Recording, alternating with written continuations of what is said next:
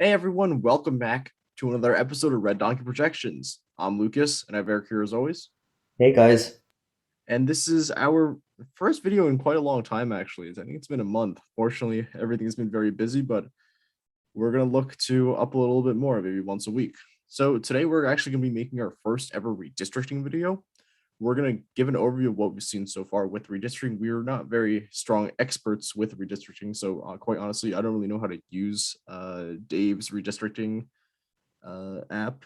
So we're going to go off of the 538 redistricting uh, progress so far and give our thoughts on the impact of what we've seen so far. And with that being said, let's get right into it.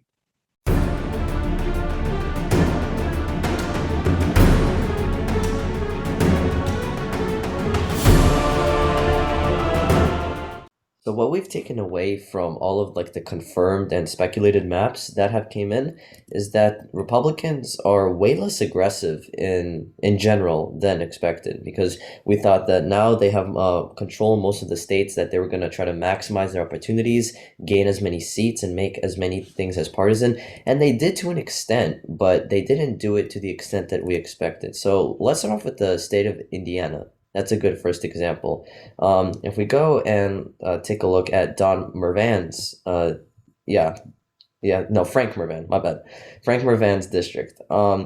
They surprisingly kept him, and it was theorized that like he was going to be completely butchered if like somewhat left or nothing left, but he still is remaining at D+7. So they were surprisingly lenient here. But on the other hand, they did solidify Victoria Sparks' district that's right around Indianapolis. So you do see that although they're kind of like being aggressive in their safe district, because like before this the leaning here was like R+8. Now the leaning in this district is R+22, so they did definitely solidify it, but it is surprising to see how Mervan's district has survived.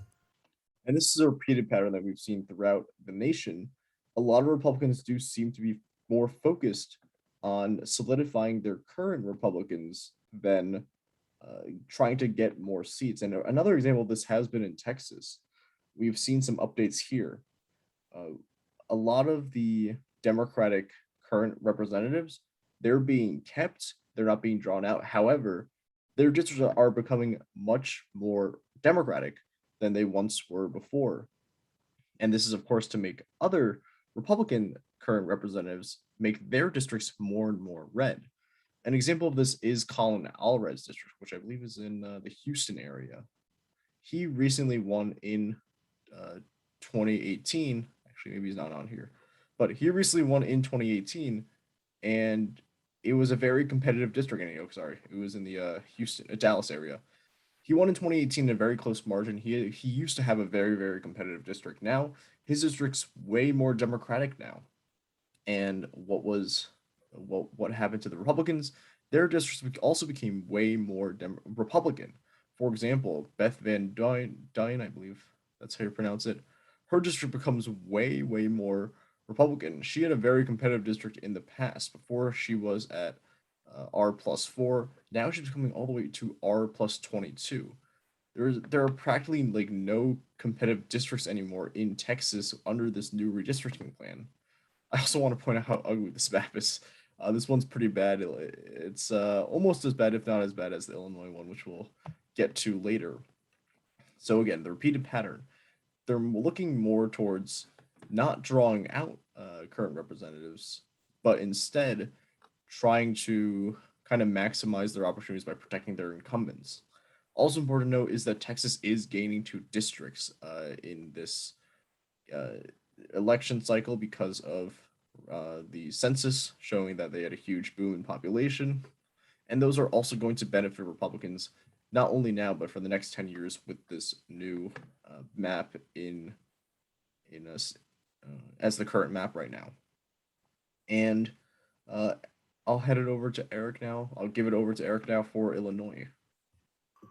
Yeah, so as Lucas kind of gave a sneak peek at, Illinois is kind of crazy. We actually kind of see that wherever the Democrats have control, so like Democrats have control of redistricting in Illinois, they're the ones actually maximizing the opportunities, because they know that their they're not in the good spot in terms of the 2022 midterms because we explained it's a red wave year, and at the moment, Joe Biden isn't as popular as he used to be, and Republicans clearly are strategizing. So they're actually on the more safer side, and they're maximizing every possible opportunity they have. Let's take a look at Illinois 17th, for example. Before, it used to be Republican plus 5. Now, Illinois 17th is D plus 2. They significantly reduced that margin. Let's take a look at Springfield. That is one beautiful district that they have carved out because before the Springfield area, it used to be R plus 8. Now the Springfield area and that Democratic sliver they created is D plus 7. So that's like a 15-point swing to the left.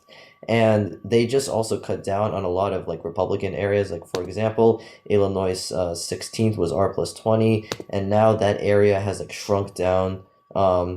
And Illinois second is D plus 40. So like they're definitely like dividing and conquering more towards the Democratic end. It's kind of hectic, and obviously these districts are really ugly. Yeah, and honestly, Sherry Bustos' seat, who is retiring now, I think we actually made a video about this. She's basically this redistricting process is basically saving her seat because honestly, if the districts remain the same for 2022, I wouldn't be surprised if Republican were to pick up the seat. But thanks to Democrats gerrymandering this, Democrats will probably hold on to the seat as well as the one in Springfield. And I found it kind of funny because Democrats seem to be cutting off Rodney Davis and Adam Kinzinger, who are two of the more anti-Trump type Republicans, which are very interesting to see. But anyway, yeah, as Eric mentioned, 2022 does look like at the moment it could be a red wave year because it is a Democratic midterm. But again, we got to wait and see to see what exactly happens. Another important state is Oregon now. In Oregon, we've also seen the same thing. Democrats are trying to gain ground here, and this is one of the few states that actually approved their maps already, and they are going to be gaining an extra seat here. They are going to, since Oregon's population is also booming, they have a new seat, and they'll be adding one more seat to their total as they are drawing a new, more Democratic seat in Oregon 5.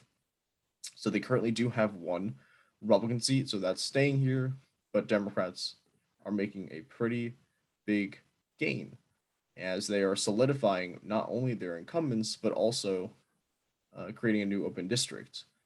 This also puts Kurt Schrader more at risk now for a potential primary challenge as he has been kind of rebuked by progressives and lots of Democrats for being too moderate. His district goes from +4 to +7. So this will be very interesting to watch. But again, we're seeing across the country in places where Democrats can gain, they are fighting to gain.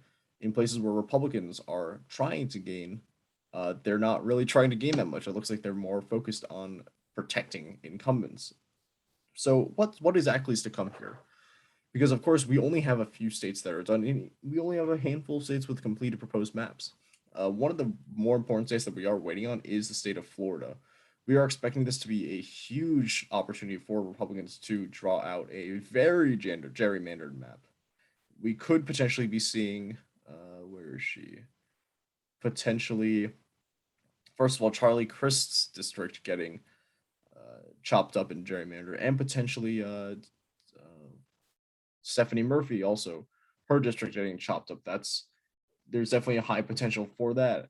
So this is one that we're going to definitely be waiting on, and we're going to make a video as soon as possible as we when we see more info coming out about this state, Florida. And Eric will also talk about the upcoming map for New York as well. So New York's kind of like the opposite of Florida in the sense that we expect there be a Democratic swing.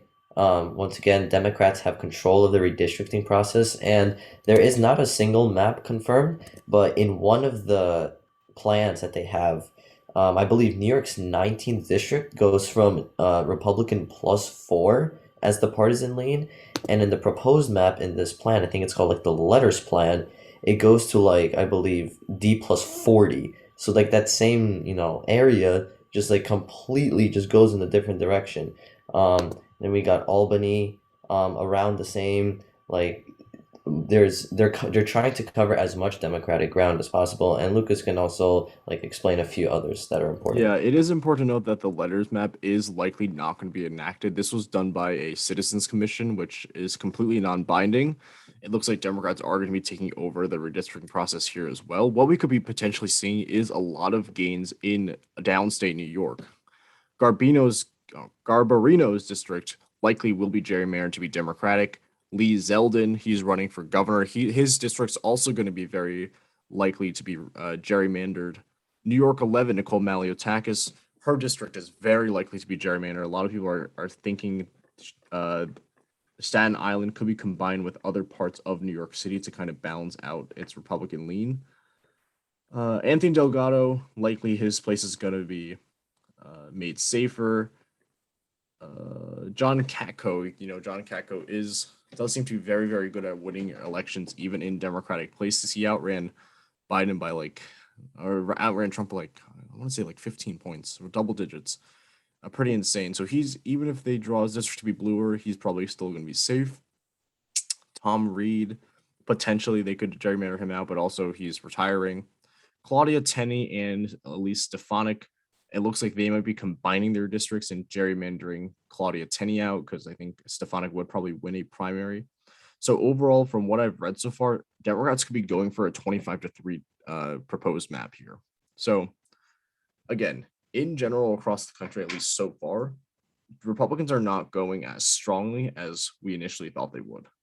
And initially, we were potentially thinking that redistricting would give Republicans a majority, but from what we've seen so far, clearly that would not be the case. I guess one more state we could mention is Georgia. They are going relatively aggressive here. They are taking out one of the key seats, I believe, Lucy Macbeth's seat. I don't know how to pronounce her last name. Apologies. They're making her district way more Republican. But again, this probably was not the worst case scenario for Democrats. I think a lot of Democrats were expecting a lot worse of a gerrymander here compared to what they got. So anyway, well, what have we learned?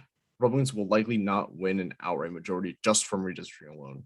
It's gotta come from electoral wins themselves. And right now, I feel like they have a slight advantage, if any advantage at all. But again, we gotta wait for states like Tennessee, where they could be drawing out the Nashville seat, or Kentucky, where they could be drawing out Yarmouth's seat, as we heard that he's resigning. He's not going to be running for re-election. And Florida, of course, where they could be getting huge gains here as well.